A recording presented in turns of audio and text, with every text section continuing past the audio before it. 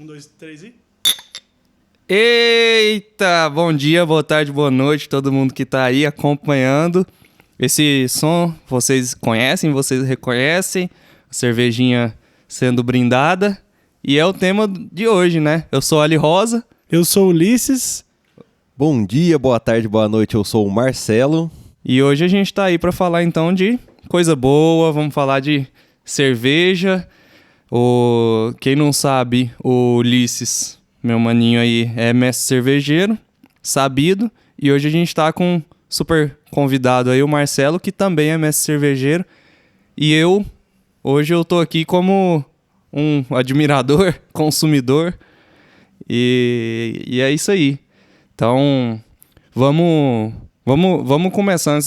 Antes de começar o episódio, vamos dar um recado aí. Eu acho que eu tenho um recado muito importante aí pro pessoal, inclusive que a gente tá falando aqui de uma bebida alcoólica, que quer queira ou que não, ela é uma droga, ou seja, causa alteração no seu sistema nervoso central aí, nem sei se é o central, mas causa alteração e você fica bêbado. E ele prejudica o formamento do seu cérebro, mata neurônio. E nem é formamento, é formação, né? Mas enfim, é pra vocês verem, porque eu já tomei um gole aqui, eu já tomei já alterado. Vixe. Mas é um recado para as pessoas menores de idade que vão escutar a gente, caso escutem, não bebam antes dos 18 anos. Porque a lei não deixa, mas não é só por isso, é porque vocês vão atrapalhar o desenvolvimento do cérebro de vocês e vão ficar bobo. Isso. Primeiro, deixa vocês ter certeza de que vocês já estão bobo pra depois começar a beber. É perfeitamente. Depois que ficar bobo, bebe. Não bebe pra ficar bobo, não. Então, gente, vamos respeitar a lei, vamos respeitar o que a ciência fala, o que a medicina fala. E beber depois dos 18 anos. E quem quiser, se não quiser, não bebe também, não. Não vai fazer falta pra ninguém. Isso. Se quiser, bebe. Se não quiser, não bebe. Bebe se gostar. Se beber depois dos 18 anos, gostar, aí vai beber, aí vai sentar aqui com a gente, trocar uma ideia. Bebe por diversão, também é importante falar isso. Bebe por lazer, não bebe pra esquecer problema, nem nada disso. Aí, né? Que mora o perigo. Né? Isso, beba consciente, pessoal. Mas enfim, antes o Marcelo... recreativo de álcool.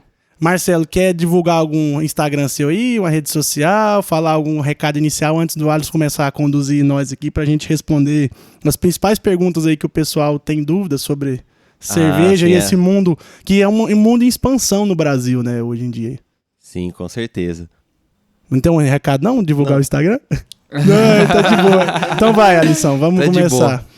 Eu já começo aqui a gente fazendo uma propaganda já da cerveja verdinha que a gente tá bebendo. Eu já olho pro rótulo dela e eu já leio que teve uma modificação no rótulo da Heineken, né? Que antes vinha escrito Premium Lager e hoje vem escrito Pure Malt Lager, né? Então isso aí já me lembra dessa história, dessa grande falácia do puro malte. Mas eu acho que pra gente falar disso, a gente pode começar fazendo uma introdução sobre como que se dá esse processo de fabricação da cerveja, para aí a gente entender o que seria esse puro malte e como que funciona, né? O que vocês acham disso, a respeito disso? Eu acho que sim, para começar então, Marcelo, a gente tem que deixar claro, então, o que é o mínimo que a gente precisa fazer uma cerveja? O que é o mínimo, né? O mínimo que você precisa realmente água, malte, lúpulos, uma levedura para fermentar e, se você julgar necessário, alguns adjuntos para poder complementar a sua receita. Isso. Esse é o mínimo que você precisa. E o que é o famoso malte, né? O que é malte? Todo mundo fala malte, malte. Isso, começamos bem. Acho que é importante deixar isso claro, porque o pessoal não sabe, né? E outra, confunde muito, fala cevada, fala malte, e aí malte de cevada. Isso. O que é isso? Isso. O malte, ele é um grão que ele passa por um processo de germinação, ele inicia sua germinação, mas esse processo ele é interrompido por meio de uma secagem. Isso faz com que o grão, que é aquele pacotinho de amido com o material genético para virar uma plantinha, desenvolva algumas enzimas que vão quebrar esse amido em açúcares e lá na frente a gente consegue utilizar essas enzimas para poder fazer a cerveja. Qualquer grão pode ser malteado, pode fazer malte de cevada, malte de trigo, malte de arroz, de milho, de feijão. Agora, se vai prestar para cerveja ou não, aí é outra história. É outra coisa, né? Mas então esse é o malte. E a definição assim, de cerveja, então, ela é meio que uma bebida fermentada, né? De malte de cevada, e depois ela... E lupulada, né? lupulada. E lupulada. E assim, antes da gente passar pro lúpulo, deixa eu acrescentar o que o Marcelo falou, igual ele falou assim, toda a semente ela tem ali dentro o açúcar, né? Que são açúcares bastante complexos, que é para ficar mais... amidos, né? Amidos complexos, que são serve de energia para o próprio desenvolvimento da planta, e ali tem enzimas também que quebram esse amido para a planta conseguir absorver. Então, o processo de germinação é esse. Você interrompe a germinação enquanto ela está liberando aquelas enzimas e aquele amido, você interrompe, parou. Então, tá tudo ali.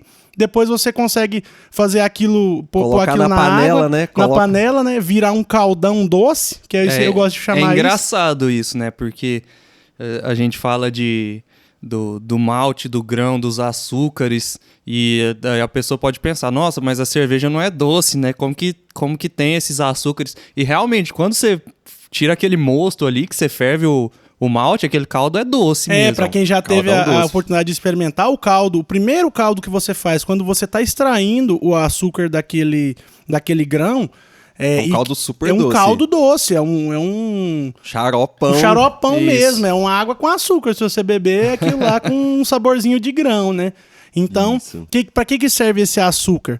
Então, o que acontece? As leveduras, que são que fazem o processo de fermentação, que elas vão transformar... É um fermento biológico. Isso.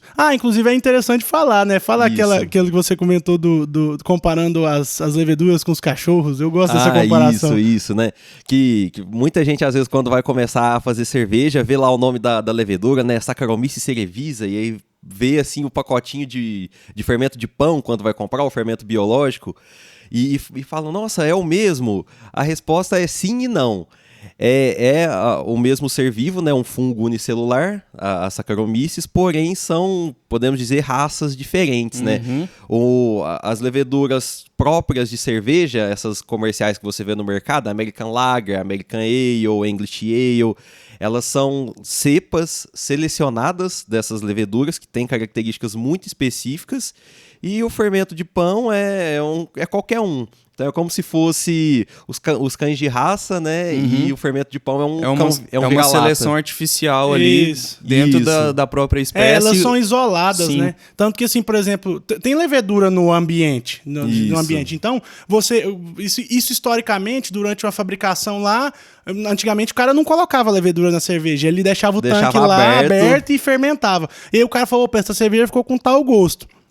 Aí ele ia, estudava, conseguia isolar aquela levedura e pronto, isolou, acabou. E você reproduz ela artificialmente e para sempre você usa ela para fazer a cerveja. Tem o esquema dos vikings, né, que eles falam que eles tinham a pá mágica de fazer cerveja, porque era uma colher de pau que ela ficava... Eles não sabiam, né, eles não tinham o menor conhecimento do que era levedura, mas a levedura incrustava dentro da madeira e aí no final, quando terminava de fazer o mosto, ele ia lá, mergulhava aquela colher de pau no mosto para mexia ela ali, mexeria para a levedura contaminar, assim, de certa forma, né? Para ela sair da colher de pau e ir pro mosto e poder fermentar e fazer a cerveja. Caramba. E falando sobre fermentação, você me lembrou, às vezes o pessoal me pergunta muito assim, como que coloca o álcool na cerveja, né? Como que coloca o gás? Essas são perguntas que a gente até escuta bastante. Dentro ainda do processo da fabricação, né? Isso.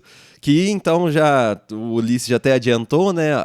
O álcool ele não é colocado, né? Ele aparece por meio de uma fermentação natural que ocorre lá. O gás carbônico... É um produto, né? Isso, a levedura ela é um bichinho que ela come açúcar, ela mija o álcool e peida gás carbônico. Isso, eu gosto demais de falar isso. Que é literalmente muito isso, bom, cara. Ela muito bom. come açúcar, mija álcool e peida gás carbônico. São os produtos da fermentação dela, né? Isso, exatamente. Aí, geralmente, você tem a fermentação sob pressão, né? Mas, simplificando um pouco o processo, você fermenta num tanque que ele tem uma saída de ar para poder sair o excesso de gás carbônico. A cerveja, depois que termina a fermentação, ela tem gosto de cerveja choca, porque tem gosto de cerveja, mas é uma cerveja sem gás. Como que coloca o gás? Aí tem duas opções, né? A gente pode falar de carbonatação forçada, que é você pegar um cilindro de CO2, injetar CO2 na cerveja, ou a carbonatação natural. Se a sua cerveja não for pasteurizada, você pode aproveitar a própria levedura que tem na cerveja, colocar na garrafa, coloca um pouquinho mais de açúcar, de alguma coisa para ela poder comer e tampa. Agora, como ela vai fermentar em um ambiente fechado, esse CO2 gerado se incorpora na cerveja. Ele não escapa, né? Não consegue escapar. Isso, aí ela fica enclausurada ali dentro da garrafa e o CO2, ele como é que é dissolvido na Ele é cerveja. Porque dissolvido na ali cerveja. durante aquela fermentação, que ela fica vedada, se não tiver o escape do gás, aquilo ali vai pegar uma pressão absurda Sim. e vai explodir, E né? vai explodir, sim. Sim. Que a gente fala aí Isso. de muito gás que é feito, É né? É muito, gás. é bastante. É E aí bastante. depois que você engarrafa, aí você veda e aí ela só... aquele restinho É de só o levedura ajuste ali. Tanto que mano. esse Isso. método, geralmente, ele é utilizado por cervejeiro caseiro mesmo, o de tampar e Isso, refermentar a dentro. indústria não utiliza. Não utiliza esse. Eu acho que não utiliza É. mesmo, né? Até Até porque demora. Não vai esperar uma semana 10 pra poder dias pra poder fazer, vender a cerveja, né? Mas, enfim, esse processo, o caseiro tem que tomar muito cuidado com o tanto de açúcar que você vai adicionar depois, porque se você pôr açúcar demais, as garrafas não foram projetadas para esse tanto de açúcar que você pôs, pode estourar uma garrafa, sabe? Ela tampada, a Isso. garrafa estoura. Ou a tampa, né? Ou a tampa ou a voa. tampa. Aquele famoso episódio de Breaking Bad, não sei quem já assistiu, que o Isso. Hank faz cerveja, né? Nunca assisti. Não, cara. É. Nossa, aí eu não ele peguei a acorda. referência. Ele Ele é tá- policial, ele- né? é. Ele é do Narcos, né? Contra as drogas. E ele tá passando por um momento de tensão e aí e ele faz cerveja. Aí um dia à noite ele começa a ouvir um monte de barulho, como se fossem De tiros, estouro. alguma coisa, né? Estouro. Pá, pá, pá. E aí ele vai na garagem dele e é... A caixa de cerveja estourando. É. Todas as garrafas que tá estourando Isso, ali. mas enfim, a gente falou do processo de tampa. fermentação, falou do caldo doce, que levedura. Só que aí, e o lúpulo? Vamos Ah, voltar no sim, lúpulo. E o vamos lúpulo? voltar o último, né? A água, todo famoso. mundo sabe o que é água, né? É. Aí já falamos também Do da malte, levedura, da do levedura, malte. agora faltou o lúpulo. O famoso lúpulo. Famoso O que é o lúpulo? Eu lembro. Lúpulos homunus lúpulos. O lúpulo, ele é outro exemplo de comparação que dá pra fazer com o cachorro, né? Isso, sim, exatamente. Porque o lúpulo, ele também é uma planta, né, da família das trepadeiras. Ele é um parente, um primo distante ali da famosa Cannabis. cannabis. É mesmo? Não sabia. É. Ele é um primo distante ali da Isso não, eu tenho um livro ali de cerveja que fala de guia de fabricação e no próprio no livro fala isso daí. Interessante. Sim, sim. Tanto é que, por exemplo, o lúpulo, ele é uma trepadeira.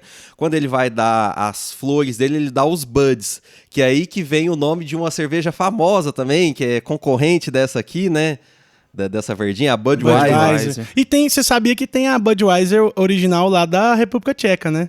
Tem mesmo. Eu acho que a Budweiser dos Estados Unidos chupiscou o nome da Budweiser Tcheca. Polêmica, temos que checar os dados. É outra marca. É outra marca, são duas Só que marcas tem o mesmo diferentes nome. com o mesmo nome. A Budweiser é meio Caramba. que a cerveja famosa lá da República Tcheca. Inclusive a gente tomou dela lá. Essa eu não sabia. Eu acho que a Budweiser dos Estados Unidos, ela chupiscou Roubou o nome dela. Mas enfim, então o lúpulo ele é uma planta da família das trepadeiras e é o mesmo caso da levedura, né? Você tem muitas variedades de lúpulo, cada uma vai dar características distintas de aroma e de sabor na sua cerveja. Você tem lúpulos mais terrosos, lúpulos com sabor de chá, com sabor de frutas, né? O pessoal aí que gosta das IPAs, provavelmente já gosta das cervejas muito lupuladas. Então aí vai escutar alguém falando, frutas amarelas, frutas de caroço, não sei o quê. Frutas vermelhas. Porque o lúpulo também, ele foi selecionado por meio de seleção artificial para cada variedade de lúpulo ter uma característica distinta de aroma, de sabor e de amargor que ele vai conferir na cerveja. Isso. E assim, é importante a gente falar também da função do lúpulo, né? Hoje em dia, em pleno ano 2021, o lúpulo ele é justamente para dar um amargor, um aroma, um sabor na cerveja. Isso. Mas de início, na proposta original da cerveja, o lúpulo nem sempre fez parte da cerveja. Se você for usar aquelas cervejas que diz que a cerveja é originária do Antigo Egito, né? Os primeiros registros que tem de cerveja, Isso. a de 3.000 anos antes de Cristo. Inclusive tem uma curiosidade bastante bacana que fala que a gente vê muito em filme que as pirâmides do Egito foram construídas por escravos que apanhavam e Aliens. e construía as pirâmides apanhando, só que o pessoal, os historiadores, falam que não era bem assim não, que todo mundo que trabalhou na construção das pirâmides eram trabalhadores assalariados que eram pagos com pão e cerveja. Caramba! Então a cerveja tem um papel muito importante ali na história da humanidade e do Egito ali, entendeu? Caramba, essa curiosidade eu não sabia. Então, e nessa Que época massa. eu acho que a cerveja não tinha lúpulo. Eles Isso. usavam, eu lembro de ler Era que eles Grust, usavam. né? Isso, era o Grut, o Zimbro, né? Isso. O zimbro que acho que usa pra fazer gin também, né? Isso. Então o zimbro que era usado como conservante da cerveja. Isso. E essa é a função que o lúpulo assumiu depois quando o lúpulo entrou na cerveja. Isso, o lúpulo ele tem uma certa característica que não deixa crescer certas bactérias, certos tipos de fungos na cerveja, então ninguém quer perder um lote de cerveja. Então a primeira função do lúpulo realmente era para conservar a cerveja. Conservar a cerveja. E aí foi virando perfis de aroma e sabor da cerveja, né? E hoje em dia ele já tem uma outra função. E inclusive é importante falar também, por exemplo, que a gente... Curiosidade, né? É meio difícil, deixa eu abrir um parênteses aqui, é meio difícil a gente ficar num assunto só, então a gente tem que ir linkando. Diversificando. Diversificando, mas a curiosidade que eu quero falar é da IPA, né? Que a IPA, ela quer dizer India Pale Ale, que é a cerveja... IPA é um estilo de cerveja. Isso. Que é a cerveja pálida, né? Que é o Pale. Ale é o tipo de cerveja de levedura. A gente vai falar agorinha também das leveduras. E o Índia é porque, o que acontece? Ela é uma cerveja bastante amarga, bastante lupulada. Porque ela era transportada, acho que da Inglaterra para a Índia, né? Isso, na época que tinham as grandes navegações. Os pontos de comércio. Os pontos de comércio. Então, para transportar essa cerveja dentro de barris de madeira durante tanto tempo, ela precisava ser muito lupulada para não estragar. E daí o perfil dela, amargor muito forte, o aroma muito forte, muito elevado, e a origem dela é por aí, por isso que ela chama IPA. Bacana. Isso. Cerveja é história também. Cerveja é história. Certeza, cultura. Na verdade, se você for ver na história. história da humanidade, toda substância que altera a consciência humana, ela fez parte de grandes mudanças Sim. da Sempre acompanhou a existência humana isso, né? Não, isso se você pegar ali, não sei, historiadores que nos escutam... Critica, inclusive se é historiador e tá escutando a gente, pode criticar e aí vem falar com a gente aqui depois também. Isso. Vamos, a gente quer aprender também. Eu tenho uma teoria que eu já reparei, que todo povo que desenvolveu uma civilização, não existe um povo que desenvolveu uma civilização que não conseguiu inventar uma bebida alcoólica fermentada. Os índios, aqui na América do Sul, os vikings lá em cima, todo povo que desenvolveu civilização, que desenvolveu pelo menos o mínimo de agricultura, ou sei lá, ou tinha acesso a grãos. Tinha alguma bebida alcoólica fermentada. Os índios aqui no Brasil tinham a cauinga de mandioca. A gente tem a cerveja da Colorado, né? A Cauim, que é em homenagem aos indígenas, ao povo indígena que desenvolveu. Com mandioca. Com mandioca, que era outra fonte de açúcar, né, que os indígenas tinham aqui no Brasil. E a cerveja Esmera da Ambev também é com mandioca. É verdade, eu até tava mostrando pro Marcelo, ele não sabia que ela é de Goiás. Pequenos produtores de Goiás. E a gente quer fazer uma crítica aqui pra Ambev. Ambev, a gente viu que vocês lançaram a mesma cerveja com nome diferente em vários estados diferentes, hein? A gente viu isso aí, hein, Ambev? A gente percebeu. A gente foi a pesquisar isso aí e viu. Então a Ambev já fica esperta. Mas provavelmente os pequenos produtores de Goiás fazem a mesma cerveja para Goiás, chama Esmera. E os pequenos produtores de outro estado fazem a cerveja e, em homenagem àqueles produtores, ela tem um nome próprio, acho que tem 3 estados que estão com uma cerveja de mandioca. E assim, a gente... Faz lógico que eu tô falando assim, mas a gente não sabe, né? Mas a gente acredita que seja a mesma receita. Não deixa de ser uma iniciativa bacana também. Sim, não, com certeza. Mas enfim, voltando ao processo de fabricação, acho que a gente deu um overview bacana, né? Então, assim, em suma, você pega a água, você coloca o malte, né? E esquenta, e aí você tira o mosto do malte, aí você joga a levedura lá e deixa... Antes faltou a fervura. Isso, faltou a fervura e a adição dos lúpulos. Isso, é porque é verdade. Depois que você tira o caldo doce, você põe ele pra ferver, porque ali você tá fazendo uma esterilização, né? Você tá matando tudo que você não quer de bactéria e fungo. É importante falar disso também, que a cerveja, o processo da fabricação da cerveja tem que ser super esterilizado, super bem cuidado, porque é muito fácil de você contaminar, porque a levedura passa... quanto tempo que fica lá fermentando? Fechado? Depende muito da receita, mas a gente fala ali de 10 dias, 15 dias. E assim, o mosto do malte é muito rico em tudo que uma bactéria precisa. Exato. Exatamente, ele é rico em nutrientes pra proliferar. Isso. Aí, o Alisson, ele tá inteirado no assunto também. Tá sabendo. Então tem que ser muito bem... É cirúrgico aquilo ali, né? Uhum. Tem que ser bem É muito esterilizadinho. fácil você perder o lote inteiro da cerveja que você o tá pessoal fazendo. fala e assim, do processo, desde que eu aprendi a fazer cerveja, é verdade.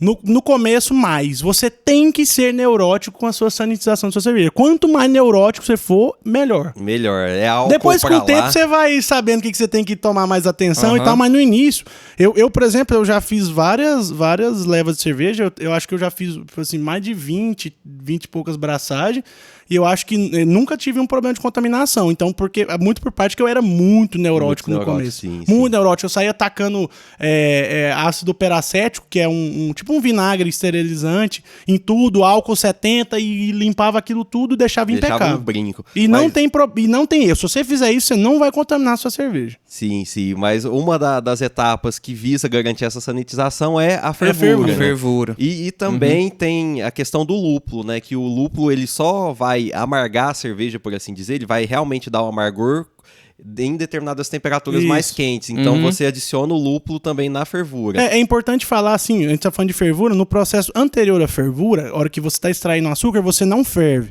Você esquenta ele até uma temperatura aproximadamente varia entre 60 e 72 graus por ali, depende da receita, aí nós não vamos entrar muito nisso, mas depende muito da receita, então você não ferve ela, você mantém nessa temperatura para você ir quebrando os seus açúcares.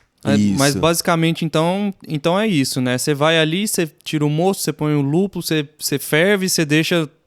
Aí você tem que esfriar esse moço para poder colocar a sua tem levedura. O resfriamento também, né? A galera passa em chiller, né? O gelo, mergulho em banho-maria, tem várias estratégias. Em gelo você passa uma serpentina, né, dentro do gelo, você passa ali por dentro para ele esfriar, porque aí você tem que estar na temperatura ideal. Cada levedura, ela fermenta numa temperatura ideal. Isso quando a gente for falar das leveduras aí na sequência, a gente fala disso, do que é lager, ale... Isso. Aí você pega aquilo ali, veda, só põe uma válvula pra vazar escapar o ar, né? Isso. É tipo um sifãozinho ali, né? Isso, um pescocinho de ganso. Ele deixa o ar sair, mas não deixa a bactéria entrar. Isso, aí só sai, não entra nada. Finalizada a fermentação, você vai decantar a sua cerveja num processo de cold crash, né? O pessoal resfriamento, chama. Né? Você resfria ela bem fria para as leveduras adormecerem e decantarem pro fundo. Bacana. E depois você parte pro seu invase, né? E você pode invasar em barris, em garrafas. Em lata ninguém invasa em casa porque o equipamento para colocar em lata é bem complexo, é assim, a nível industrial mesmo, então em casa ninguém invasa. Garrafa, você pega a garrafa, você só precisa de um arrolhador, uma ferramenta que põe a tampa na garrafa. Só. Como que é o nome da ferramenta? Arrolhador. Arrolhador. O pessoal pergunta muito, fala, como é que você põe a tampinha? Como é que põe a tampa? Pergunta muito, cara, eu fico impressionado. Fala, como é que põe a tampa? A tampinha, gente, ela vem meio... Pensa uma tampinha de cerveja, ela vem um pouquinho com as abas abertas, assim, ó, um pouquinho levantada. É onde fica aquele onduladinho, assim, no contorno aí você dela. coloca ela em cima da garrafa, e aí pensa uma cuia do tamanho da tampinha, que ela vem por cima e pressiona e a tampinha fecha e morde as beiradinhas da garrafa e sua garrafa está vedada. Exatamente. E a tampinha ela tem em cima assim, o pessoal já deve ter reparado um vedaçãozinha de plástico que ela trava ali e acabou. Ela estando bem tampada só quando você abrir então, mesmo. Importante é você tem um instrumento ali, uma ferramenta que ela aperta essa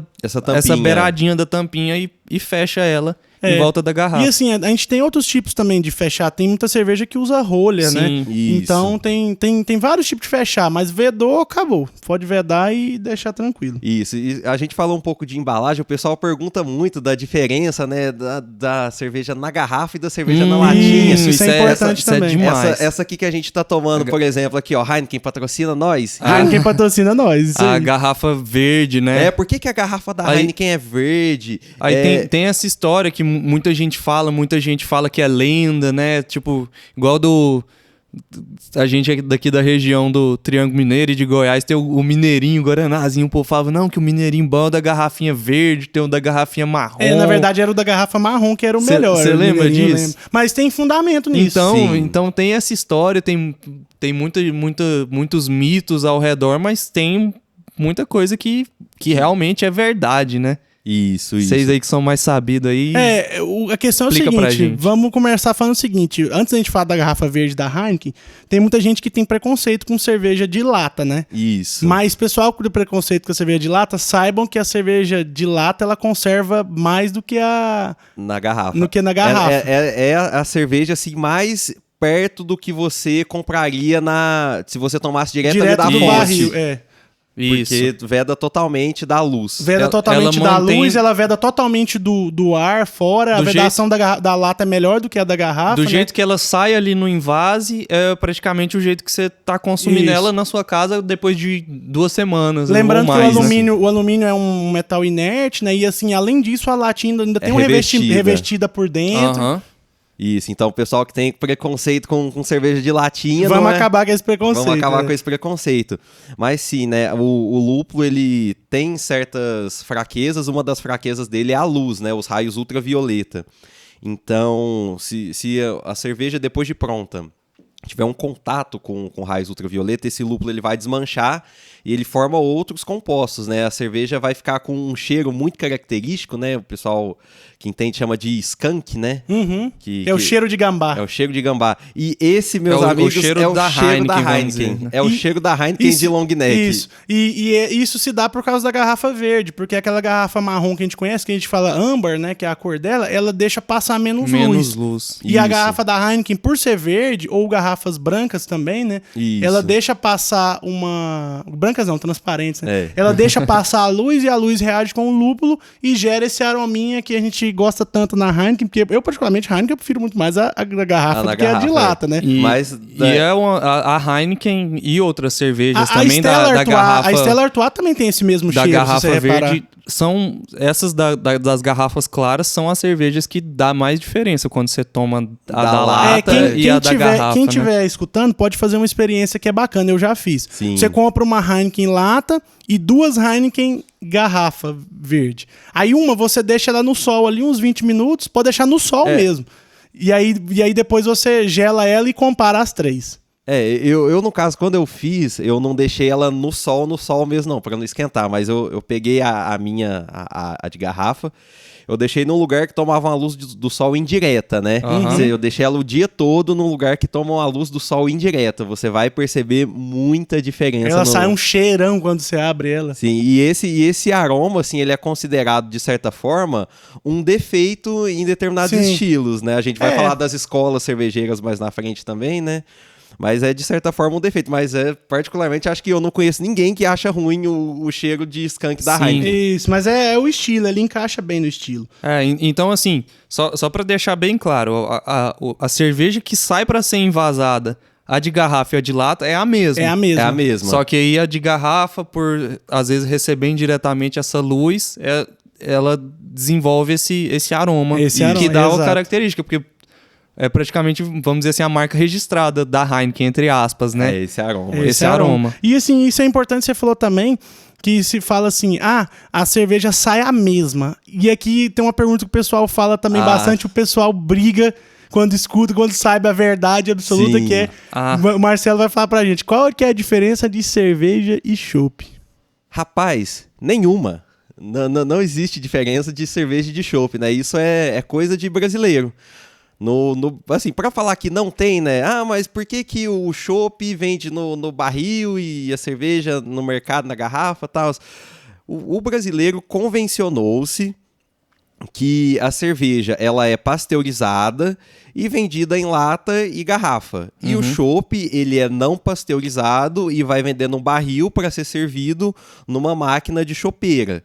Mas isso, assim, já é muito mentira, porque hoje em dia você tem cervejas não pasteurizadas vendidas em garrafa, você tem chopps pasteurizados em barril, então não é tanta verdade A assim. questão da pasteurização é só pra ele durar mais, né, com aquele pra não estragar mais rápido. E a né? pasteurização, ela interfere alguma coisa no sabor Não, da cerveja? nada. Alguma coisa assim? Nada. Não. O que interfere pode ser a questão do frescor, né? Porque, por exemplo, Sim. vamos pensar de uma cerveja que não foi pasteurizada, né? Que o pessoal gosta de chamar de chopp. Ela tem que ser consumida numa velocidade muito maior do que uma cerveja que foi pasteurizada. Então, se ela não foi pasteurizada, é uma certeza de que ela tá mais nova, vamos dizer assim. Isso é uma garantia, porque ela vai perder muito rápido se não for consumida. Isso. Então, porque, se não tem diferença do chopp e da cerveja, por que o chopp é muito mais gostoso? Aí causa disso, porque É geralmente... a cremosidade, a temperatura, aí já são inúmeros fatores. Tem a questão do serviço, da máquina que utiliza, né? Porque usa chopeira. Às vezes a sua cerveja comprada, ela fica semanas, meses no mercado até ser comprada por você que vai beber. E enquanto isso, lá o barril de chopp, ele vai ficar numa temperatura controlada pela chopeira. Isso. Vai injetar o CO2 na proporção exata. Então, assim, tem muitas variáveis do serviço da cerveja. Não, a gente fala serviço, é o ato de servir a cerveja. Tem muitas variáveis no serviço que influenciam na sua experiência de tomar a cerveja. E geralmente a gente toma chopp quando a gente tá numa confraternização, alguma coisa assim, um negócio né? mais especial. É um ritual também. Porque né? o chopp você tem que abrir o barril e praticamente tomar ele tudo. Você não pode guardar ele por mais de 3, 5 dias ali, né? Isso, tem que tomar numa talagada só. Então o problema é esse. Enfim, agora a gente falou disso tudo, né? Pra abordar o que você falou no início, né? Do puro malte. É isso, né? Porque a gente tem essa... Virou um marketing muito grande em cima desse assunto do puro malte, né? A ponto de a Heineken, que sempre foi uma cerveja puro malte, tradicionalíssima... Fazer questão de colocar isso no rótulo. E eu acho que isso foi rótulo. aqui no Brasil, né? Ou em outros lugares mudou o rótulo também? Cara, não acompanhei, mas eu imagino que isso tem muito a ver com o crescimento da cena cervejeira no Brasil, Eu também acredito. Eu tenho que checar esses dados aí, mas eu acredito que Sim, tenha em sido outros aqui. países a Heineken também mudou o rótulo, né? Não, eu não sei. Não, mas é isso que você tá perguntando. Eu né? não sei, tem que checar, mas eu acredito que faça sentido ela ter mudado só aqui no Brasil. Porque assim, esses conceitos que a gente discute hoje em dia aqui no Brasil, na Europa, isso já é sabido há muitos anos, sabe? Mas então, o que é esse tal de puro malte que se diz tanto? Primeiro, o que é? Depois a gente vai falar se é verdade, se faz sentido, se é só marketing. Mas o que é o puro malte? Então, lá no início, né, o Ulisses tinha perguntado o que precisa para fazer cerveja, né? Eu comentei água, malte, lúpulo, uma levedura para fermentar e adjuntos para poder complementar a sua cerveja. A cerveja que ela é considerada puro malte, você tira essa parte dos adjuntos. Ela é uma cerveja que é feita totalmente de grãos malteados, né? Então, ou malte ali de cevada, malte de trigo, hoje em dia já tem um malte de arroz também. Então, ela é uma cerveja que só vai maltes. Então, por isso que... olha o barulhinho do amor. Abri aqui uma cerveja que o Marcelo trouxe, que foi ele que fez, hein, Fabricação própria. Fabricação Mas própria. prossiga. Prossegue aí no puro malte, depois eu vou te perguntar dessa cerveja. O que ela é, como que ela é feita, essa aí que você trouxe pra gente. Beleza. Então, aí a questão do puro malte é isso. É uma cerveja que vai apenas grãos malteados, né? Não vai nada de adjunto, né? Porque aí o pessoal critica muito, por exemplo, cervejas da Ambev que vai milho, que vai arroz. Inclusive, curiosidade, né? Você que gosta aí de tomar uma Budweiser, saiba que a Budweiser não é puro malte, hein? Na Bud vai arroz, pessoal. E é importante falar nesse conceito que o Marcelo... E faz parte, aí já faz é interessante parte da porque receita. faz parte da receita isso da que eu ia Bud, falar. o arroz, né? Criou-se, assim, um estigma que a cerveja que não é puro malte é uma cerveja ruim. Sabe? Que é uma puro cerveja malte inferior, é que é bom, né? que é uma cerveja inferior, mas é isso que eu gostaria de falar. Isso é uma baita de uma mentira. Concordo em todos os pontos, vírgulas da sua frase. Isso é importante a gente falar também, Primeiro que não é porque é puro malte que é boa, e também não é porque não é puro malte que é ruim. Que é ruim, exato. Exato. Existem cervejas puro malte horríveis, não vou citar marcas dessas eu não vou citar, mas as que não são puro malte são muito boas, é muito fácil de citar, e essas eu gosto de citar. Que é só você olhar, por exemplo, tem cervejas com frutas, cerveja com outros adjuntos diferentes, tem com chips de carvão. Ixi, tem uma inúmera quantidade de adjuntos que você pode pôr na cerveja, que você vai... ter perfis, aromas e sabores diferentes, a cerveja vai ser boa, não quer dizer que ela vai ser ruim. E também pegaram, por exemplo, o pessoal crucificou muito milho, o uso do milho da cerveja. Isso, com certeza. Tem alguns estilos da cerveja que faz parte. O milho. Que é totalmente aceito o milho. Sim, a nossa, tipo assim, que você pode gostar... Brazilian Lager, né? Você pode gostar, você pode não gostar, mas faz parte do tipo da cerveja. Por exemplo, a Skol ali, por que hoje ela tem as duas? A Skol tradicional e a puro malte. Porque se tirar o milho da tradicional, não vai Vai ter mais a desagradar muita característica gente. Vai da escola. desagradar, e é o perfil dela. O que eu criticava muito, que hoje em dia já tá sendo bastante mudado, é a adição de conservante e antioxidante na cerveja. Isso eu sempre critiquei. Aí isso era pra mim um indicativo de que a cerveja não era tão boa. Sim, Porque não sim. precisa. Realmente isso aí foi o marco que mudou. Igual a Skol tirou. Acho que a Ambev tirou das cervejas delas todas. Aí sim eu começo a mudar minha visão dessa cerveja. Que eu criticava muito por isso. Antioxidantes e conservantes na cerveja, eu não concordo. Isso. Então, é isso que a gente quer deixar claro, que não quer dizer que uma cerveja puro malte seja boa e não quer dizer que uma cerveja que não é puro malte seja ruim. Isso, Aí, então... e é uma questão realmente muito de marketing, né? Vocês comentaram aqui da Heineken, né? Da Verdinha, que ela mudou o rótulo para ter Pure Malt Lager no rótulo. Teve uma cerveja da Ambev, que também passou por um procedimento parecido, que foi a Boêmia. A Boêmia. É uma cerveja que sempre foi puro malte, mas quando redesenharam o rótulo da Boêmia, colocaram lá puro malte, grandão no rótulo. E tem um caso aí, o pessoal que conhece a gente de Uberlândia, tem um restaurante famoso, pode citar nomes, Ulisses? O quê? O Potiguar? É esse não, mesmo. mas o Potiguar tá no Brasil inteiro. Aquele chopp do Potiguar, ele tá sendo vendido no Brasil inteiro, lá em barato, Goiânia, e o pessoal tá consumindo lá bastante. Lá em Goiânia tá uma propaganda gigante. E ele é gostoso. Não, que eu ia comentar que eu imaginei que seria só aqui em Uberlândia, então provavelmente é no Brasil todo. No Brasil inteiro. Não sei se no Brasil todo, mas lá em Goiás também tá. Eu já comprei ele algumas vezes e ele vinha assim no rótulo chopp puro malte. E ele vinha na receita, tem algumas marcas de cerveja que gostam de colocar os maltes que usam, A né? propaganda dele, eu acho que são 5 maltes, alguma coisa assim. Agora, é nesse ponto que eu quero chegar. Exatamente nesse ponto, Alisson. Tava lá, tinha 2 maltes no rótulo. Aí a Ambev soltou uma cerveja famosa aí, que tem 2 maltes também, né? Pode citar nome. Duplo malte. Eu só não quero falar mal citando o nome. Falar bem, mas pra falar. Porque eu gosto, a Brahma Duplo Malte é gostosa. A Ambev patrocina nós. Patrocina nós, Ambev. Então, aí a Ambev soltou essa Brahma Duplo Malte, e aí eu lembro que passou um tempo, eu fui comprar de novo o chopp do Potiguar, e eles tinham redesenhado o rótulo. Eles mudaram a receita, eles colocaram só um sustinho de um terceiro malte pra poder colocar enorme assim. Triplo malte. Aí, tipo assim, agora a quantidade de maltes na receita é indicativo de qualidade? Cara, nunca foi. Nunca foi. É puro Mas marketing, né? É marketing. Então marketing. é que a gente, pra encerrar esse assunto aí do puro malte, a gente pode falar o que os cervejeiros costumam falar, que é o puro marketing.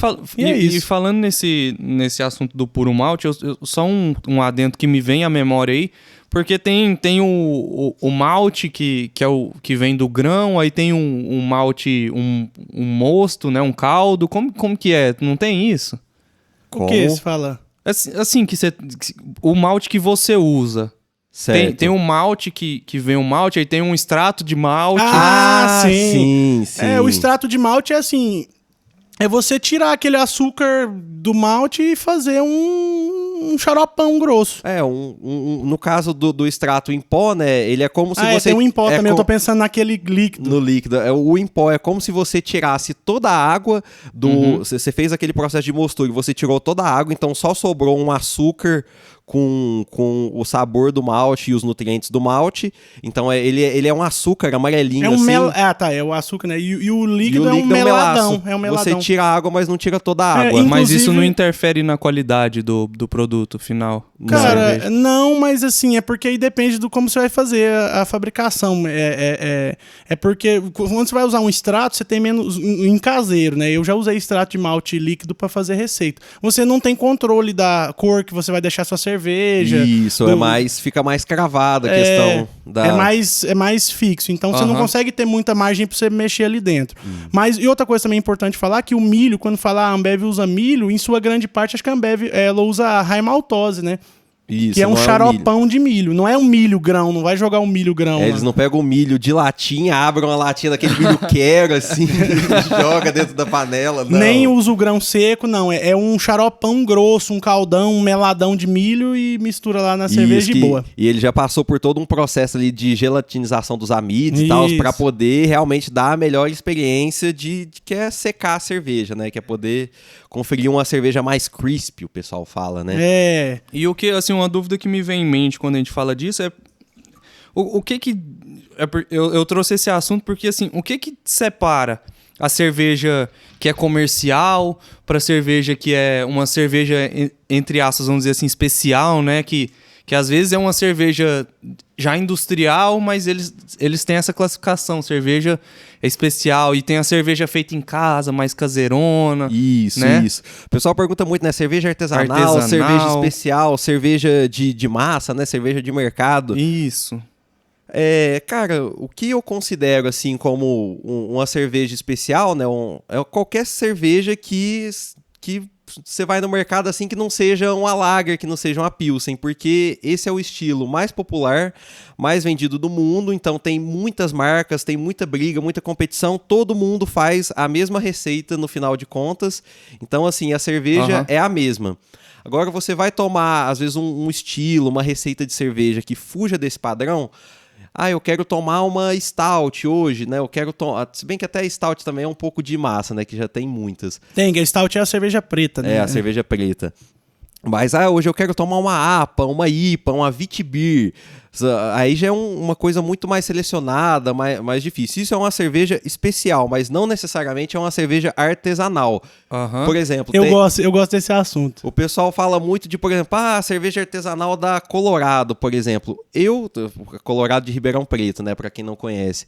Eu, particularmente, não considero a Colorado uma cerveja artesanal, porque o processo artesanal, ele vem do processo, não vem da receita. O artesanato em si é aquilo que você faz com as próprias mãos. É o processo de fazer. Igual quando você fala de arte, né? Que aquela arte ali é artesanato, aquele tricô, aquela escultura artesanato, é porque foi feito na mão ali. Na mão, com isso, com cuidado, tem um com toque carinho. pessoal, né? Isso. Exato. Agora, a partir do momento que você coloca ela com lá... o industrial.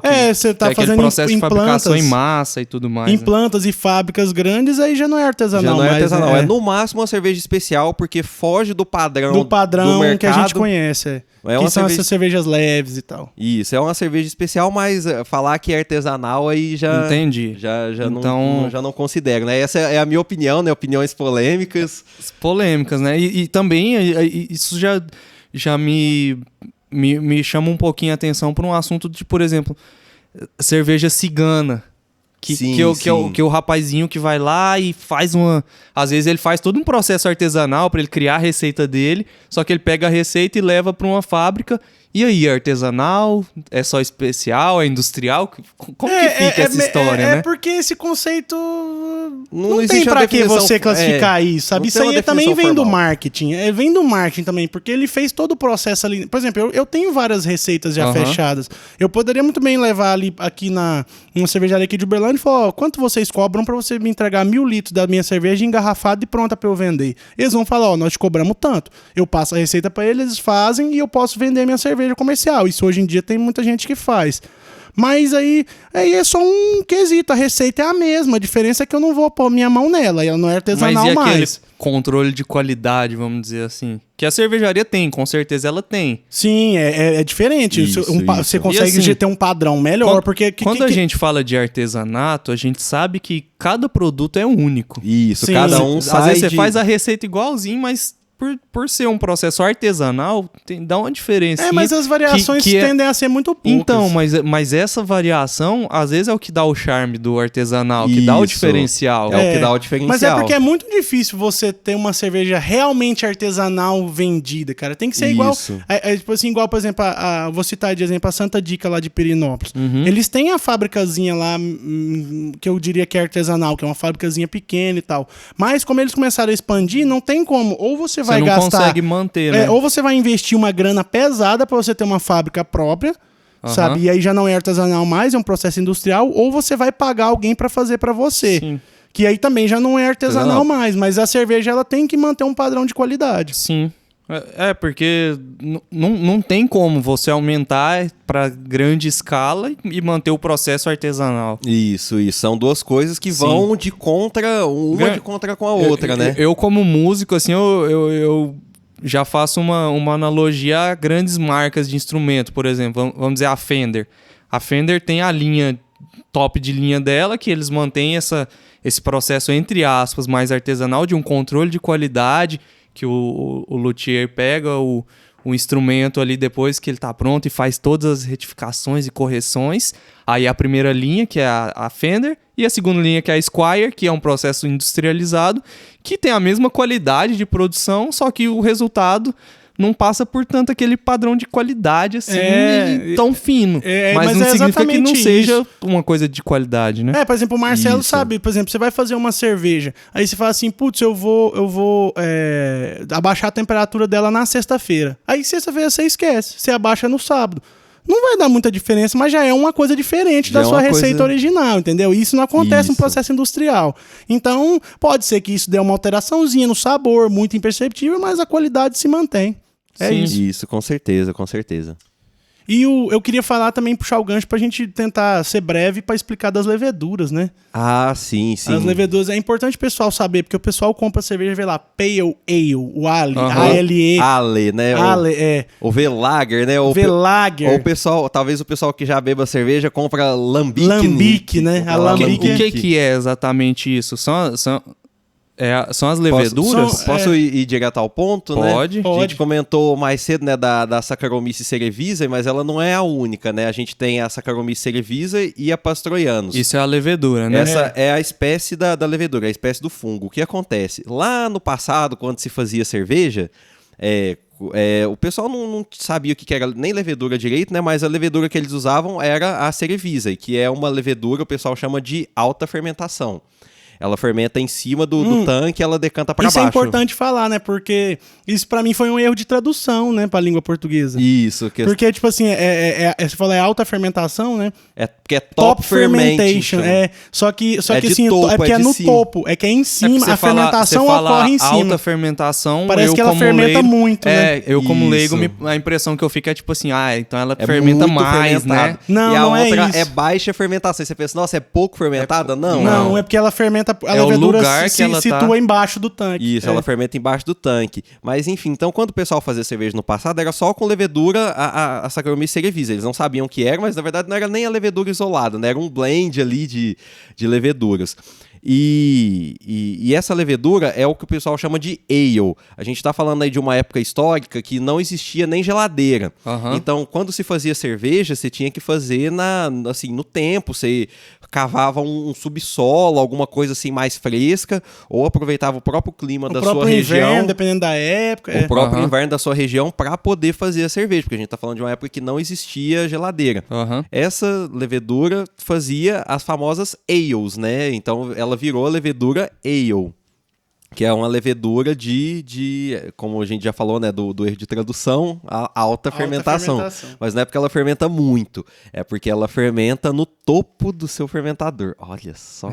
Servir mais um golinho aqui pra gente. Aí sim. Bom demais. Ela fermenta no topo do seu fermentador e quando ela termina, ela vai pra baixo. Essa que a gente tá tomando aqui é ale, né? Isso, essa é uma cream ale. Né, lembra bem assim as cervejas comerciais, mas tem uma pegada É importante falar diferenciada. também que geralmente, né, as leveduras ale, elas conferem mais aroma e sabor à cerveja. Aromas frutados. Então, quando você toma uma cerveja com aroma frutado, um sabor diferente, você sente um sabor de frutas, você fala, mas que cerveja tem o quê? Muito provavelmente ela não tem nada. É um perfil de sabor da cerveja. Da levedura e do lúpulo. Isso. E muito provavelmente ela é uma levedura ale. Sim. Aí sobre a levedura lager, com o passar dos anos, né, a ciência evoluiu, descobriu-se microscópio, pasteurização, e conseguiu-se isolar uma levedura de cerveja que era diferente, né? Ela era diferente.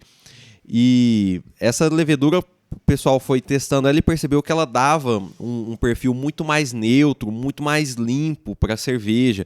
É uma levedura que ela decantava muito mais. Porque quando a gente fala de levedura ale, principalmente ali nesse tempo antigo, a cerveja era uma cerveja que ela tinha um gosto bem carregado desses aromas frutados da levedura ale. Era uma cerveja turva, era uma cerveja assim suja, né, por assim dizer, porque a levedura não decantava. E aí descobriram uma pérola, uma pecinha de levedura que foi depois ser chamado de levedura Lager. Lager. Que é uma levedura que ela é de baixa fermentação, não porque ela fermenta pouco, mas porque ela fermenta no fundo do seu fermentador.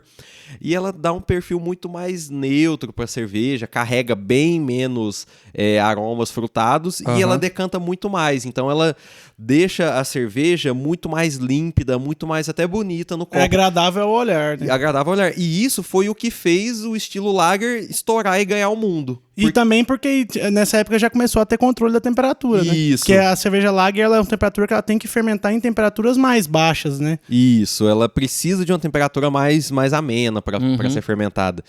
Então aí a gente já tá falando de uma época que já existia controle de temperatura também. Exige um controle, assim, Isso, maior. é uma levedura um pouco mais chatinha de você trabalhar. Ela realmente foge do perfil um pouco com mais facilidade. Mas sem entrar muito em detalhe técnico, né? Isso, então, pessoal, saiba que para você fazer uma Skol é mais difícil do que fazer, às vezes, uma IPA. Sim, isso. Porque, assim, caseiramente falando. Então, o cervejeiro caseiro, geralmente, ele não gosta muito de lager. Porque, assim, pra que você vai fazer uma cerveja que você compra em qualquer lugar? E que dá um trabalhão pra fazer. E que dá um trabalhão pra fazer um controle de temperatura absurdo em cima que você não pode errar, porque você quer que ela seja uma cerveja neutra, sem muito perfil de sabor. Eu ia falar mesmo, justamente isso. Essa palavra que você tinha usado de falar que ela é mais neutra, diz muito, né? Isso. Porque quem toma vários tipos de cerveja sabe, você tem aquelas cervejas frutadas, você tem aquelas cervejas com um amargor mais alto, um sabor do malte mais acentuado, isso, às vezes o malte torrado que dá uma característica diferente. Tem cerveja que, sei lá, tem aroma de manga, aroma de banana, aroma de não sei o quê. E a Lager, essa Pilsen que a gente fala, né, que a gente toma você tem várias marcas e todas a mesma são cerveja. Semelhantes, né? Tudo é parecido. É, por isso que você fazer aquele jogo de saber qual cerveja que é qual, de Skol, Brahma, Antártica, cervejas comerciais, eu duvido que as pessoas sabem mesmo. Elas acerta na sorte. Acerta na sorte, não sabe não, é muito igual. Um adendo, porque eu já joguei muito isso lá com os meus amigos, ó, vocês que estão escutando aí, pessoal, vocês lembram do blind game de beer que a gente fazia, né? Teste cego, né? Era realmente um teste cego. Servia a cerveja assim, chegava só o copo e a gente brincava de tentar. Comprava 10, 12 marcas diferentes de cerveja. Não acerta, não. Quem acertava, acho que acertava na sorte. É na sorte. Tipo assim, a Heineken, se tiver a Heineken no meio de uma Skol de uma Antártica, você acerta. Agora, se você pegar essas normais, não acerta, não. Eu tenho certeza que se você pegar uma Heineken de lata e uma outra cerveja aí mais barata que tá na garrafinha verde, o cara vai tomar e vai falar que a verde é a Heineken. Exato. Aquela, tem uma, sei lá, por exemplo, a Eco Beer, né, que é de long neck de verde, às vezes a pessoa toma... Certeza, porque ela relaciona a Heineken a esse aroma. Exato. Então é isso. E assim, dentro dessas perfis de levedura, tem mais um estilo de cerveja que é o lambique, né? Que é um estilo muito peculiar. Aqui no Brasil, eu não sei se tem... Acho que tem cervejarias que fazem, né? Mas deve ter. Mas assim, não é o lambicão original. Porque o lambique, ele é muito forte na Bélgica, né? Na Europa. Que é uma fermentação aberta, uma fermentação espontânea. Então você não adiciona levedura lá, você deixa o seu tanque aberto e o galpão a levedura está no ambiente. Tanto que o pessoal, a levedura que está no ambiente que faz a fermentação. Inclusive o pessoal brinca, mas é verdade, sabe? Se você chegar lá, tem uma teia de aranha ali perto do tanque, você não pode pôr a mão nela não, você tem que deixar ela lá. Porque aquilo ali tá impactando no perfil da cerveja. Então você tem a sujeirinha que tá lá, tem que ficar lá. O ratinho passando ali no canto, não pode pôr a mão nele, ele tem que estar lá. Se você chegar lá e dar uma limpeza, você mata as leveduras cerveja, exatamente. E você tirou a característica Exato, dela. Se você for lá e limpar, você matou, você tirou a característica. Inclusive tem um caso, depois eu posso até olhar, mas acho que tinha uma cervejaria que ela tava meio que condenada ao prédio e ela precisava mudar, e ela fazia lambique. E não ia dar pra mudar. O que o pessoal fez? Eles pegaram, construíram outra planta e foram de pouquinho em pouquinho passando a sujeirinha de um para outro. Pra poder levar a levedura. E passando a sujeirinha e levava um pedaço, e levava outro pedaço e punha lá. E depois eles conseguiram mudar a fábrica e manter o mesmo perfil da cerveja. Cara. Que loucura. Então essa é a lambique. Essa é a lambique. Então a gente falou de ale, lager e lambique. Esses são os três. É porque a lambique ela é meio off, porque ela não é outro tipo de levedura. Ela tá ali, um estilo meio... É porque a gente separou por leveduras, né? Então tem a levedura ale, tem a levedura lager e a lambique que Que diferencia, você não, né? às vezes você não controla exatamente qual que é a levedura, mas é o próprio ambiente que Isso. controla, né? Tem, É, tem eu algumas acho- bactérias que também são utilizadas no processo de fermentação, Aham. mas geralmente elas não são as estrelas principais, né? São só para dar uma certa característica, né? No caso, o Brettanomyces, quando a gente... É, isso, Então, que é as bretes, né? Isso, então existem... Essa cerveja brete Mas é aí, quem tem... bactéria mesmo? É. Então, tipo assim, além da levedura, às vezes você tem uma bactéria É, porque envolvida a no brete é uma processo. alambique, né? Isso. É, então esse é mais coisa aberta, que Aham. pega ali do ambiente. Tem... E a brete, o pessoal fala que ela tem gosto até de couro. Sente gosto não. de aquele gosto de couro de pelo de cavalo, de cinto Mas de fivela. Como que será que fica essa questão da bactéria na cerveja? Não é perigoso, às vezes? não. Então são, tipo assim, não é qualquer bactéria. A gente tá falando de bactérias Aham. selecionadas que já se sabe que essa bactéria não causa nenhum mal pro ser humano. Isso, fica bem Aham. claro. Ela não causa nenhum mal pro ser humano e ela vai dar um perfil que combina com o perfil da cerveja. Então, assim, não é qualquer bactéria. E tem, por exemplo, o caso dos lactobacilos, né? Quando vai fazer sours também, você Aham. pode... uma maneira de se fazer sour, para quem gosta das cervejas ácidas, é com lactobacilos para fazer fermentação lática. Sour é aquela cerveja que tem um sabor azedinho, né? Isso, Isso. azedinho. E tem gente que faz sour em casa, né, artesanal, o pessoal faz, sabe como? Yakult. Você compra Aham. um Yakult no mercado, depois que termina a sua fermentação primária, ou no finalzinho dela, você joga ali um vidrinho de Yakult no fermentador e ele vai deixar a cerveja... São os lactobacilos, que são bactérias também, São né? bactérias, e são bactérias benéficas. Porque você, só puxando então, que você falou de bactérias, eu lembrei, eu pensei, será que tem perigo? Será que acontece alguma coisa? Eu lembrei daquele caso da cervejaria. Qual foi Baker, aquela né? cervejaria Da que teve Baker. aquele acidente? Isso. Assim, acidente não se sabe muito bem. Eu não vi quais foram as conclusões do processo. Nem sei, capaz que ainda tá correndo a investigação, porque eu não vi Isso, também conclusão. Mas é um assunto bastante bacana a gente É abordar. a Belo Horizontina, não é? Isso, era a Belo tem? Horizontina, que era da Baker, né? Da cervejaria Baker. O pessoal sempre me pergunta, eu falo, nossa, eu faço... Tipo assim, chego Aham. num churrasco, numa confraternização de família, chegava, né? Que já faz um tempo que a gente não frequenta esses ambientes, né? É. Mas aí o pessoal, nossa, você faz cerveja, mas não tem perigo. Não, você viu a cerveja lá que tá matando o povo, Aham, não pois sei é. o quê, né? E, cara, tudo assim é muito bem controlado, muito bem isolado. Vamos assim, primeiro um pouco de fato, um pouco de história, né? Eu acho que todo mundo aqui já conheceu o caso Baker, né? Todo mundo que escuta a gente, mas para quem não Isso é conheceu... importante. O que aconteceu lá, assim? que aconteceu? O pessoal tava comprando uma cerveja, a Belo Horizontina, e tava indo parar no hospital e morria. E aí foi feita toda uma investigação em cima e descobriu-se que realmente que era a cerveja que estava fazendo mal para as pessoas. Foi um caso que teve bastante repercussão nacional na época, prejudicou até a imagem de outras marcas. As marcas se preocuparam ali nesse momento, né? Isso, aí eu lembro que teve até comunicado de marca, aí eu já vou falar disso. O que aconteceu? Teve pelo menos 10 mortes. Isso. Mortes, gente que bebeu e morreu, né? Que bebeu a cerveja, foi hospitalizado, não resistiu e morreu. Veio a falecer. O que houve lá no caso da Baker, vamos aos fatos, né? Foi uma contaminação por glicol. Aham.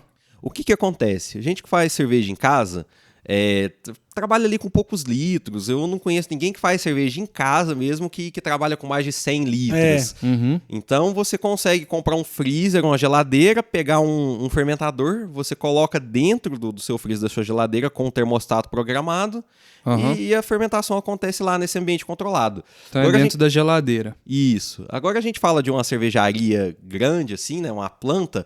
O cara tem fermentador de hectolitros. A gente tá falando ali de fermentador de dezenas de milhares de litros. Você não consegue colocar isso, obviamente, dentro de uma geladeira. Então você usa um outro esquema de resfriamento, né? O mais comum...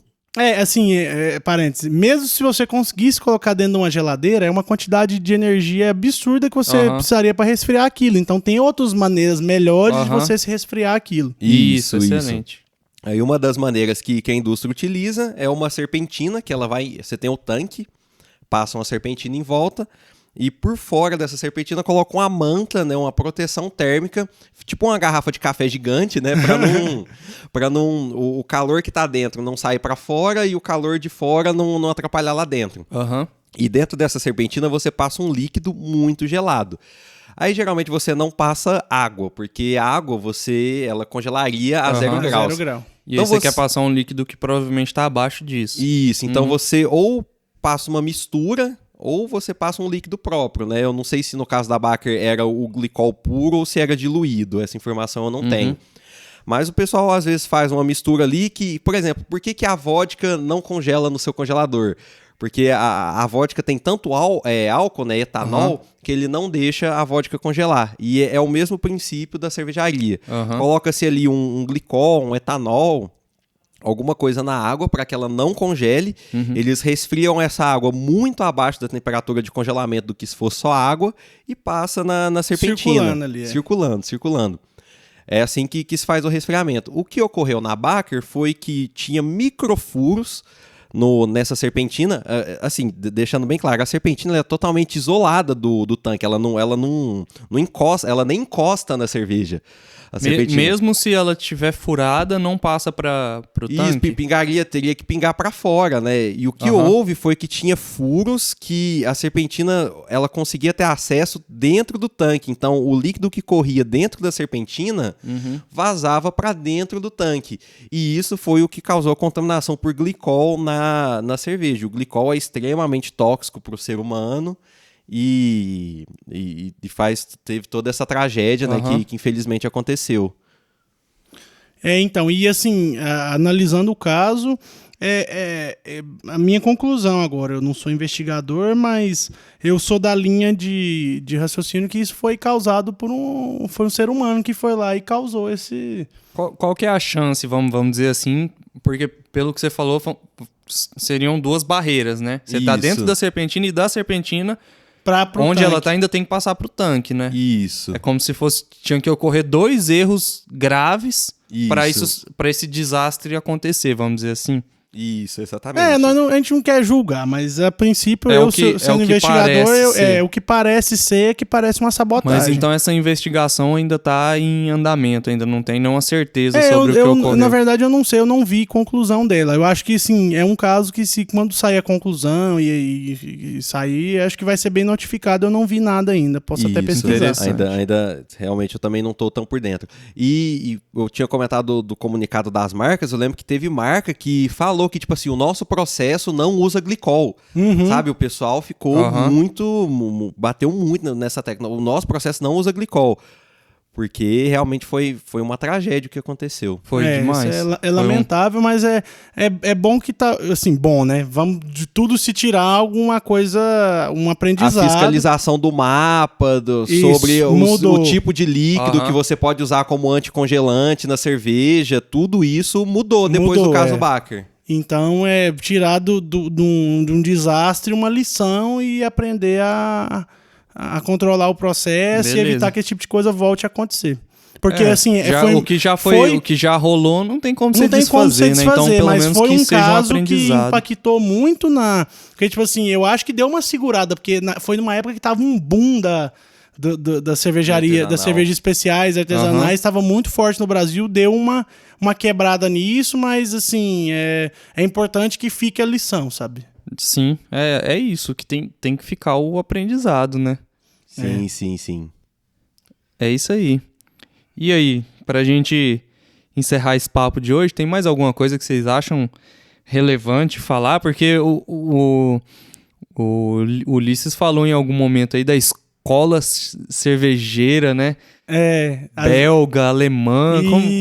Isso é porque, assim, depois de todo o desenvolvimento tipo, quando a gente falou assim, no Antigo Egito, 3.000 anos antes de Cristo, ou seja, 5.000 anos atrás... É porque a gente fala da escola alemã como se a origem da cerveja fosse lá, alemã, né? mas não é exatamente isso. E aí, depois de todo um conhecimento que foi passando ao longo dos anos, passou pelas grandes navegações, passou por tudo e tal, cada lugar você espera que cada civilização, cada população ali endêmica do lugar desenvolva uma característica própria, um gosto próprio. Você falou da IPA, a IPA que tem o nome Indian Pale Ale, mas não é porque ela é indiana, né? Ela é britânica, né? Da Inglaterra, das grandes navegações que iam pra Índia. E aí, né? por exemplo, aí tem a escola cervejeira americana. A gente já vai entrar nesse assuntinho das escolas, mas a escola cervejeira americana, ela é muito forte pelas IPAs, né? Sim, Elas pelas pegaram... IPAs, pelas APAs. E já existia esse estilo, eles pegaram... A APA que é igual IPA é India Pale Ale, a APA é American Pale Ale. Então eles criaram esses estilos, então cada lugar tem a sua escola. Aqui no Brasil a gente pode dizer que a escola brasileira ela desenvolve essas cervejas,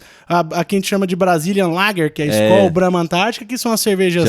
O pessoal da cena cervejeira já tá usando muito esse nome, já existe o Brazilian Lager. Tem um estilo tipo, e sem ser Brazilian Lager, Ale. que é brasileiro mesmo, que são a Catarina Sour, que é uma cerveja ácida, né, dessas que ele falou que Com tem frutas lactobacilos, tropicais com frutas tropicais brasileiras do Brasil. brasileiras. Então, você adiciona Bacana. as frutas, nem sempre só frutas brasileiras, né, mas assim, frutas que remetem a... É porque, na verdade, se for entrar nesse conceito de fruta, tem muita fruta que a gente acha que é brasileira, mas não é. Né? Sim, Mas assim, sim. é usar frutas comuns aqui no Brasil hoje em dia, vamos dizer assim, Isso, você põe na isso. cerveja e vai. Agora, vamos, por exemplo, jabuticaba, eu acho que eu sei que ela é brasileira, né? Então, tem E um essa é sour boa, com né? jabuticaba, sabe? Você coloca a fruta, ela é uma cerveja ácida com sabor de fruta e é um estilo brasileiro. A gente pode dizer que é o Olha que primeiro delícia. estilo tradicional da escola brasileira. Isso. Então, cada Essa eu ainda lugar... não tomei não, mas eu adoro jabuticaba. Não, nós vamos achar pra você experimentar.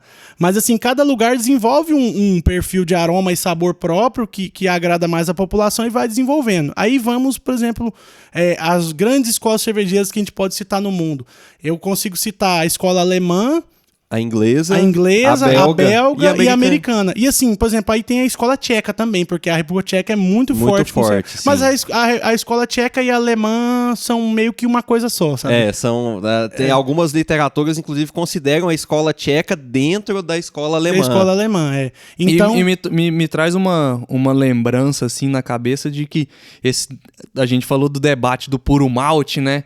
Que aí as pessoas evocam assim, não, porque tem a lei da pureza alemã da cerveja. Então, eu sabia que ia chegar esse momento de a gente falar sobre a lei da pureza alemã. O que é essa de lei da pureza? O que ela 1516, significa? promulgada pelo Guilherme IV da Baviera. Guilherme IV da Baviera, que foi lá e papa a lei. Então, essa lei dizia que a cerveja, que só poderia ser cerveja se tivesse água, malte e lúpulo. E a levedura, né? Que na época não era tão detalhe que colocado. no início era só o malte de cevada. Malte de cevada. Então, por que essa lei foi soltada a princípio, assim, já pra gente já soltar, já completando aquele assunto do puro malte, mas pra gente já acabar com essa lei que o pessoal invoca tanto aqui no Brasil pra falar de que a cerveja é boa. Era porque nessa época de 1500 teve uma escassez muito grande de trigo ali na região. E o pessoal usava muito trigo para fazer cerveja na Alemanha também. Então, Sim. só que naquele momento que estava com escassez, todo o trigo ele teria que ser usado para fazer pão, para alimentar a população. Então, eles, para falar que a cerveja só era cerveja, se tivesse malte de cevada, eles falavam, não pode ter mais malte de trigo na cerveja. Então, todo o trigo... Então, essa a partir lei do da momento... pureza, ela dizia que nem o malte de trigo Nem não o malte servia de pra trigo cerveja. A princípio era só o malte de cevada. Só o malte de Teve um cevada. adendo, um anexo. Aí depois que, tipo assim, resolveu-se o problema da falta de trigo, o povo já tava tudo buchinho cheio, comendo pão bacana, sobrou trigo. Aí teve um adendo que aí tirou o malte de cevada, aí virou malte. Porque Aí virou quando a gente malte. fala de escola alemã, na minha cabeça vem cerveja de malte de cevada e cerveja de trigo. Isso. São essas duas que exatamente, são a base da cerveja. da Mas aí escola você alemã, tem né? Bock, tem... Isso, Tem alguns outros estilos menores, mas assim, a Alemanha, a escola cervejeira alemã, ela preza por cervejas com água, malte de cevada, malte de trigo e a levedura e um lúpulo. Um lúpulo geralmente com um perfil mais... O pessoal chama os lúpulos nobres. A Alemanha são lúpulos com aroma de chá, alguma coisa um negócio assim. mais neutro, Mas o não lúpulo não é o frutado. protagonista, assim, Não, vamos não dizer. é o protagonista. O protagonista é o malte mesmo e o sabor do malte e uma cerveja mais limpa, mais é mais leve e que ela é tomada numa temperatura... Isso a gente pode falar também. Aqui no Brasil, a gente toma uma cerveja estupidamente gelada, mas lá na Europa não faz muito sentido, até pelo clima frio. E se você resfriar muito a cerveja, você mata um pouco o perfil de aroma dela. Então, como a maioria das cervejas que a gente consome aqui no Brasil são de perfis mais limpos, você pode matar suas papilas gustativas, pode tuchar uma cerveja fria nela. Não vai fazer tanta diferença. Então é bom estar gelada porque você se refresca. Isso, por causa do calor do país. Lá, como é um país assim que a maioria do tempo é mais frio, então eles não fazem muita questão de tomar cerveja muito gelada. Então é uma cerveja mais saborosa de lá, mas uma cerveja mais limpa. Quem nunca bebeu uma cerveja natural? Tava muito afim de tomar uma cervejinha, tava no armário pessoal, você toma cerveja quente. Vocês tomam cerveja quente, gente. Fala, não, vocês que tomam cerveja muito gelada. Eu não tomo cerveja quente. Isso. Sabe, eu não tomo cerveja quente, não. Vocês que tomam muito gelada. Eu não vou tomar. Você tá doido? Eu vejo um cara pondo uma IPA no congelador, eu chego, eu não falo nada. Não falo nada. Se foi eu que paguei, eu falo. Se não foi eu que paguei, eu não falo nada. Se o cara quer tomar assim, tá tudo bem. Tá não tudo tem bem, nada de errado também. Mas não faça, evita. Porque assim, você vai estar gastando dinheiro numa coisa que você não vai aproveitar tanto, igual ela pode te proporcionar. Exatamente. Mas refresca o calor, então... Mas aí toma uma Heineken geladinha, boa também, né? Tudo é bom. A melhor cerveja pra tomar bem geladinho é essa, a Brazilian Lager, a que a gente Brazilian fala, Lager. Uma escola trincando num dia quente, eu adoro. É bom demais. Eu quero criticar também, aproveitar pra criticar os cervejeiros aí que mete o pau numa escola dessa geladinha trincando, você é um bobão também. E vem falar com nós. Moço, tanto que é bom fazer um churrascão aí com os amigos e assar uma carne, assar um trem aí e comendo e batendo papo, tomando uma cervejinha gelada. Praia, que eu lembro quando a última vez que eu fui pra praia, cara, eu comprei um fardo, só fazendo uma adenda de Petra, né, por um malte. Rapaz, eu empanzinei.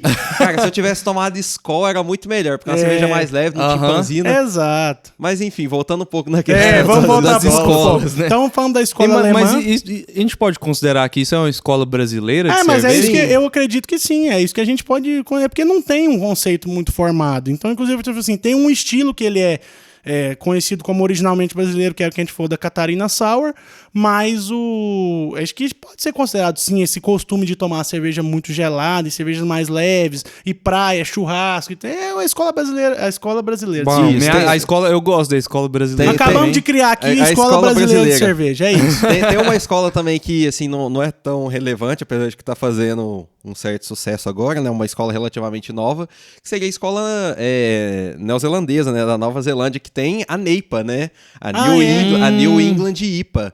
Né, que ela é tradicional de lúpulos neozelandeses, que os lúpulos lá são lúpulos muito diferentes, assim. Então a New England vem da Nova Zelândia. Isso. Não, na verdade, a origem da New England é nos Estados Unidos mesmo. É nos Estados Unidos? Mas é porque eles usam esses lúpulos.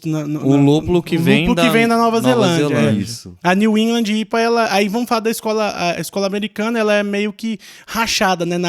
Porque lá geralmente cervejas mais lupuladas, com uma coloração mais escura, um perfil de aroma mais frutado, lúpulos americanos também são cítricos, e aí que vem a diferença. Se você vai para a costa oeste dos Estados Unidos, a West Coast IPA, são essas IPAs, American IPA que a gente conhece, que é um perfil cítrico, uma cerveja mais limpa.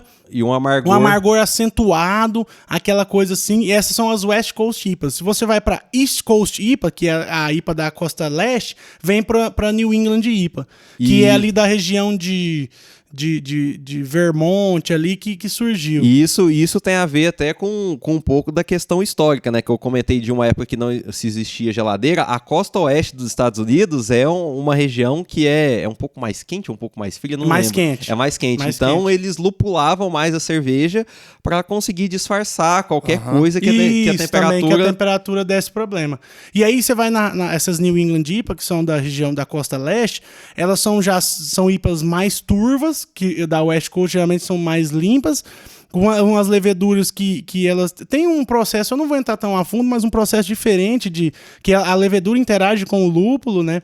Isso, uma biossíntese. Isso, uma biossíntese, uma biotransformação que ocorre, e aí elas geram cervejas muito aromáticas, sabe? Tem uma cerveja, acho que é da Antuérpia, a cervejaria Antuérpia, a Névoa, que você abre uma latinha dela aqui, meu amigo, o ambiente inteiro entra o cheiro do lúpulo. Isso é sensacional. Isso então é tudo da escola americana. Isso, é da escola americana, só que aí tem, igual eu tô falando assim, os lúpulos neozelandeses que usam nessas receitas, tem leveduras, tem leveduras próprias que conseguem realizar essa biotransformação, né, que são diferentes das leveduras da West Coast. Então, muda isso, então, e a escola alemã, a escola dentro da própria escola americana, você tem as subescolas, escolas. E aí tem as divisões, mas a escola americana geralmente ela é mais isso, cervejas aromáticas, perfil cítrico do lúpulo, porque o lúpulo que crescia lá nos Estados Unidos na época, eles não iam importar lúpulo da Europa, né? Então eles tinham que plantar o lúpulo lá e se virar com eles davam um jeito deles. Com esse então lúpulo são lúpulos de perfis mais cítricos e tal. E a escola belga, que é muito famosa também, né? A escola belga, já o diferencial dela são os adjuntos, né? As cervejas da Holanda fazem parte da escola belga? Sim. É muito parecido. É muito parecido. É meio que... Quem não sabe, a Holanda e a Bélgica é lado a lado ali. A Heineken, que é holandesa, a Amistel, que também é holandesa, mas né? assim, é porque essas aí já são do estilo... Essas não entram tanto porque são cervejas de estilo leve, né? Não, assim, mas eu tô falando assim do país, né? Da origem deles. Sim. Apesar do país... A Heineken, ela não vem um estilo no rótulo, mas o pessoal classifica ela como uma International Lager, né? Que ela não tem nacionalidade. É aquilo que a gente falou, né? Mais neutrona, serve pro mundo inteiro, mas, todo enfim, mundo as gosta. cervejas específicas da Bélgica e da Holanda, que são assim, muito parecidas às escolas, é que são cervejas que elas focam muito nos adjuntos. Então, ao mesmo tempo que a Alemanha condena quem adiciona qualquer coisa além de água, malte e lúpulo na cerveja, a Bélgica não. Você pode fazer o que você quiser. Literalmente o que você quiser pôr na cerveja, você põe. Casca de fruta inteira, milho, açúcar, canela, açúcar especiarias. De confeiteiro, especiarias, canela, cravo... Cardamomo. Vai da sua criatividade e se ficou gostoso. Isso você gera tipo uma variedade enorme de possibilidades. Então, eu particularmente sou fã da escola belga, né? Então, suspeito pra falar, lógico que é porque assim, eu vou na Alemanha, você vai beber ali, vai dar uma variaçãozinha pouca. Aí você vai de uma cidade para outra, você bebe meio parecido. Na Bélgica, não, meu amigo. Você vai na mesma cidade ali, você bebe uma cervejaria daqui, outra aqui que tá do lado, você já bebe duas coisas totalmente diferentes. Sabe? E aí você acha que você gosta mais e foca nela. O problema seu pint, né? O problema é igual eu, que gosta de todas, aí que tá lascado. Aí quer tomar todas. Haja fígado. E assim, a belga é isso, é muito... Adjunto, né? E é uma variedade enorme de aromas e sabores. E por fim, tem também a escola inglesa. Isso, a escola inglesa ela é mais focada nos maltes, que a água lá da região da Inglaterra era uma água muito dura em cálcio, né? Então, esse cálcio, ele ressaltava certa distingência, assim, do malte. E o pessoal na escola inglesa gosta muito das cervejas maltadas, em especial cervejas com maltes torrados. Porque o cálcio ajudava a ressaltar esse sabor das cervejas mais escuras. Isso. Então, você tem, por exemplo... A cerveja Guinness é da Irlanda. Eu ia falar dela, porque a Guinness, assim, pra mim, é a minha cerveja favorita de todas as cervejas do mundo. Sim. Então, eu tomaria ela o tempo inteiro, toda hora e todo momento. A Guinness é aquela que tem uma bolinha dentro da lata, né? Como que é isso? O que é essa bolinha? É porque a Guinness, quando ela vem, assim, para a linguagem brasileira, de chopp no barril, ela não é CO2 que é injetado como gás nela. É um nitrogênio. Então é outro gás diferente. Aquela bolinha que vem dentro da lata, ela vem com nitrogênio, né? Então quando você abre a lata, o nitrogênio sai e incorpora na cerveja na hora que você abre a lata. E ela tem um esquema que a bolinha, parece que à medida que a bolinha vai afundando, ela vai soltando o nitrogênio. Então você tem a mesma experiência de carbonatação. De tomar no Ela mantém como se fosse do início ao fim a carbonatação. Só que aquelas latas você tem que abrir e servir no copo. Você não deixa ela dentro da lata, você não toma ela da lata. Isso. Você abre e serve ela no copo inteira. Você não pode deixar ela dentro da lata, porque senão você muda um pouco. Mas você abriu, serviu no copo, teoricamente é a mesma experiência de você ir lá e tirar ela de pressão. Que massa, cara. É para isso que tem essa bolinha dentro da Guinness. E na Inglaterra, o perfil de lúpulo geralmente é um lúpulo mais terroso, né? Um negócio mais terroso, floral, talvez, por ali. Interessante. Então essas são as diferenças das principais escolas cervejeiras do mundo. Massa demais. Então agora, pra gente colocar um ponto final no nosso assunto, chegar ao fim e encerrar, O que a pessoa tem que olhar aí no rótulo na hora que ela tá comprando uma cerveja? O que vai diferenciar? O que é IBU? O que é IBV? Que são esses termos que tem, às vezes, assim, nas cervejas, principalmente cervejas especiais, vem com isso no rótulo. O que o cara tem que olhar na hora que ele... Sei lá, alguém que não entende tanto. Não, eu quero comprar uma cerveja, eu quero começar a entender um pouco mais de cerveja. Primeiro... O que eu olho primeira no rótulo coisa, quando eu tô não tem comprando? como eu te falar aqui o que é uma cerveja boa, o que é uma cerveja ruim, porque é uma coisa muito particular, Isso, cada pessoa muito vai pessoal. gostar do... Experimenta, né? A gente fala, brinca e tal, mas cada pessoa vai gostar de uma coisa. E não tem... é número que vai editar isso Se ou não. é bom ou se é ruim. Não tem como rótulo. Você olhar no rótulo e saber se a cerveja é boa ou se ela é ruim. Mas dá pra dar um indicativo, mas pra você né? saber o que você busca. Isso. É o que você quer. O que você quer. O Primeiro que você você vai ver lá a BV, ou então o % de álcool. Então, por exemplo, aqui... O vamos ABV, álcool by volume. Isso, né? Então, álcool by volume. Álcool por percentual, volume. o teor alcoólico, né? Teor Isso, alcoólico. É o álcool por volume Então da você olha o cerveja. teor alcoólico. O teor alcoólico da maioria das cervejas comercializadas no Brasil, essas que são as... A Heineken é 5%? É de 4 a 5. Isso, é de 4 a 5% normalmente é da cerveja comum. Então, se você tá com medo de ficar muito bêbado, você pode, se você escolher uma cerveja entre 4, até vamos pôr até 5,5%, de 4 a 5,5%. Você não vai ficar muito tonto, não. É o normal que você tá acostumado, de beber Skol, você não vai ficar muito bêbado.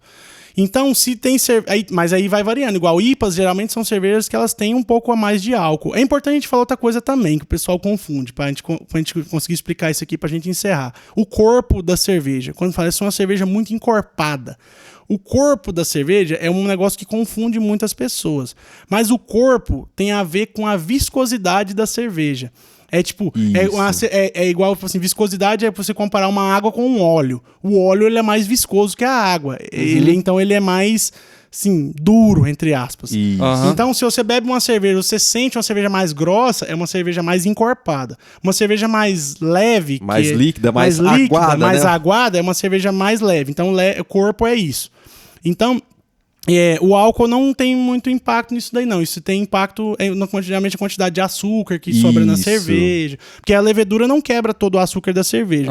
O açúcar que sobra, ele confere corpo na cerveja. Então tem isso também. Só que isso aqui você não consegue ver no rótulo. O corpo da cerveja você não vê no rótulo. A maioria Mas das é só pra deixar trazem. claro que o corpo da cerveja não tem a ver com a quantidade de álcool. Outro dia eu tava tomando uma cerveja... inclusive você que tinha comprado, Ulisses, as cervejas, ficou lá em casa. A da Vals? É tripel, Dubel e quadrupel. Isso, aí vai aumentando o teor alcoólico de uma pra outra, né? Essa quadrupel era 11%, se eu não me engano. Isso, é 11%. Você já começa a sentir o sabor do álcool. E geralmente quando você pega uma cerveja álcool, né? dessas de 11% de álcool, você pode reparar que com certeza, assim, não com certeza não, na maioria das vezes, ela é uma cerveja mais doce. Porque o açúcar, ele esconde esse sabor de álcool que fica na cerveja.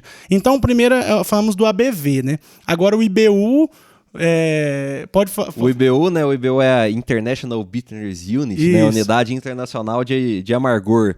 Então ela, a grosso modo, fala o tanto que a cerveja é amarga, mas não é tão verdade assim, né? Ele fala o tanto de alfa-ácidos do lúpulo que você tem diluído naquela cerveja. É uma conta, ele literalmente não é conta. Exatamente o amargor, mas ele dá um indicativo do amargor. Dá um indicativo, porque você pode ter duas cervejas com o mesmo IBU, só que uma tem mais açúcar residual do que a outra. A que tem mais açúcar, você vai achar que é menos amarga, mesmo tendo o mesmo IBU as duas. Isso. Mas assim, o IBU, aí vamos lá, por exemplo, o IBU de uma cerveja dessas lager normal, ela é em torno de até 12. 10, né?